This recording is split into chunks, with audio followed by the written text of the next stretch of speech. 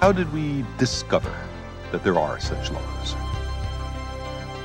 If we lived on a planet where nothing ever changed, there wouldn't be much to do. There'd be nothing to figure out. There'd be no impetus for science. And if we lived in an unpredictable world, where things changed in random or very complex ways, we wouldn't be able to figure things out. And again, there'd be no such thing as science. But we live in an in-between universe, where things change all right, but according to patterns, rules, or as we call them, laws of nature. If I throw a stick up in the air, it always falls down.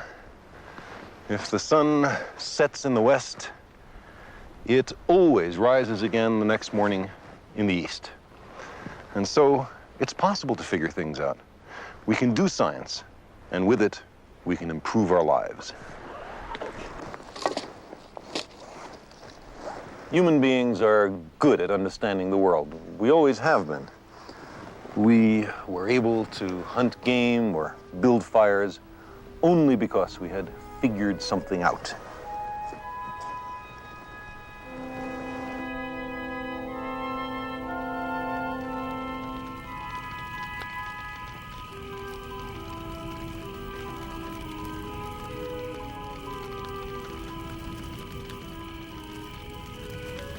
There once was a time, before television, before motion pictures, before radio, before books. The greatest part of human existence was spent in such a time. And then, over the dying embers of the campfire, on a moonless night, we watched the stars.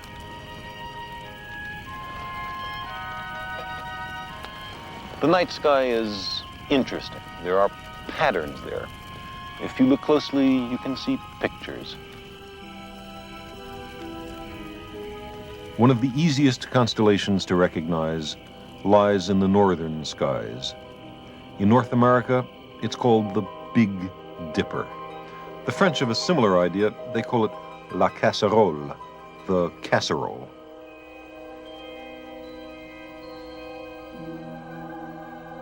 In medieval England, this same pattern of stars reminded people of a simple wooden plow.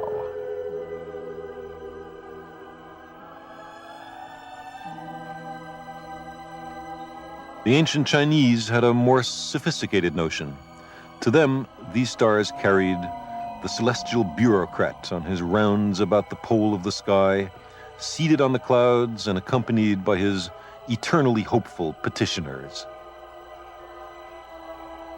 The people of Northern Europe imagined yet another pattern. To them, it was Charles's wain or wagon, a medieval cart. But other cultures saw these seven stars as part of a larger picture. It was the tail of a great bear, which the ancient Greeks and Native Americans saw instead of the handle of a dipper. But surely the most imaginative interpretation of this larger group of stars was that of the ancient Egyptians. They made out a curious procession of a bull and a reclining man, followed by a strolling hippopotamus with a crocodile on its back. What a marvelous diversity in the images various cultures saw in this particular constellation.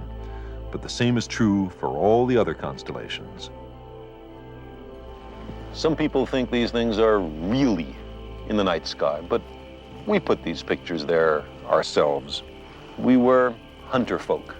So we put hunters and dogs, lions and young women up in the skies, all manner of things of interest to us.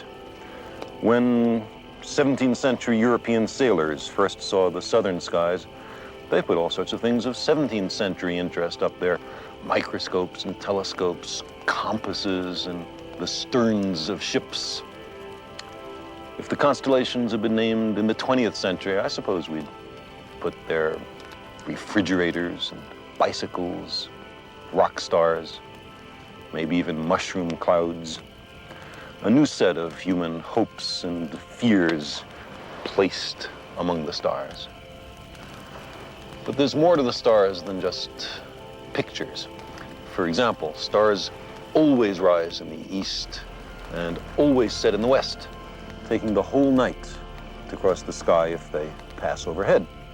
There are different constellations in different seasons. The same constellations always rise at, say, the beginning of autumn.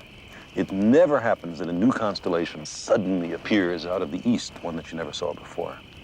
There's a regularity, a permanence, a predictability about the stars.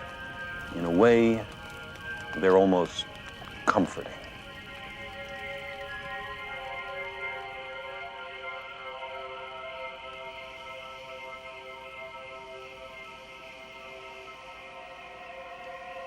The return of the sun after a total eclipse. Its rising in the morning after its troublesome absence at night. And the reappearance of the crescent moon after the new moon all spoke to our ancestors of the possibility of surviving death. Up there in the skies was a metaphor of immortality.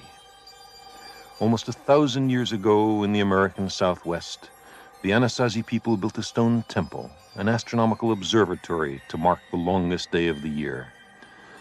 Dawn on that day must have been a joyous occasion, a celebration of the generosity of the sun.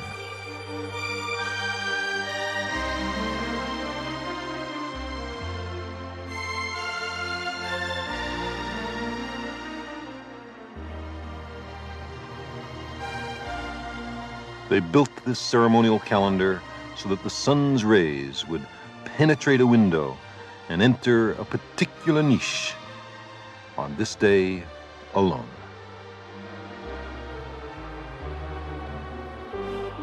That kind of precision is a triumph of human intelligence. It outlives its creators. Today, this is a lonely place. The Anasazi people are no more. They had learned to predict the changing of the seasons. They could not predict the changing of the climate and the failure of the rains. But their temple continues to catch the sun's first rays on the summer solstice.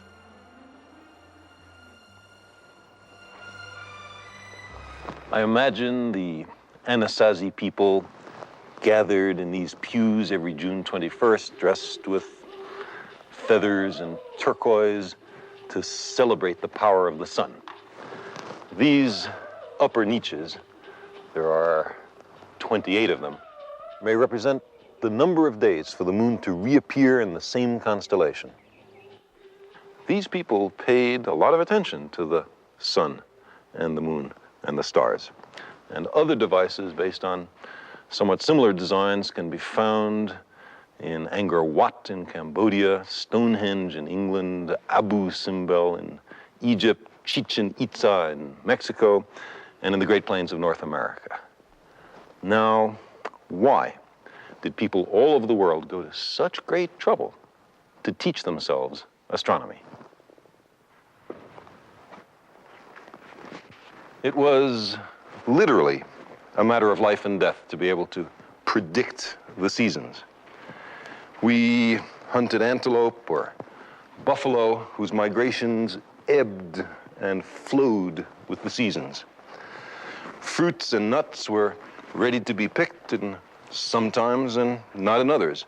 When we invented agriculture, we had to take care and sow our seeds and harvest our crops at just the right season. Annual meetings of far-flung nomadic peoples were set for prescribed times. Now, some alleged calendrical devices might be due to chance. For example, the accidental alignment of a window and a niche. But there are other devices wonderfully different.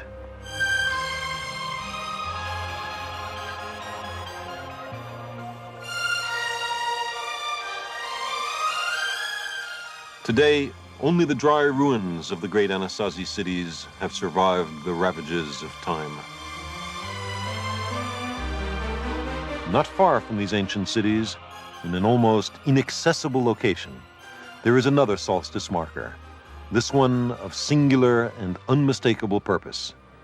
The deliberate arrangement of 3 great stone slabs allows a sliver of sunlight to pierce the heart of a carved spiral, only at noon on the longest day of the year.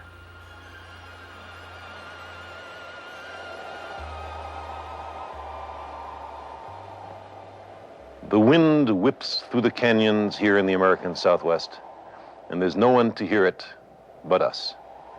A reminder of the 40,000 generations of thinking men and women who preceded us, about whom we know next to nothing, upon whom our society is based.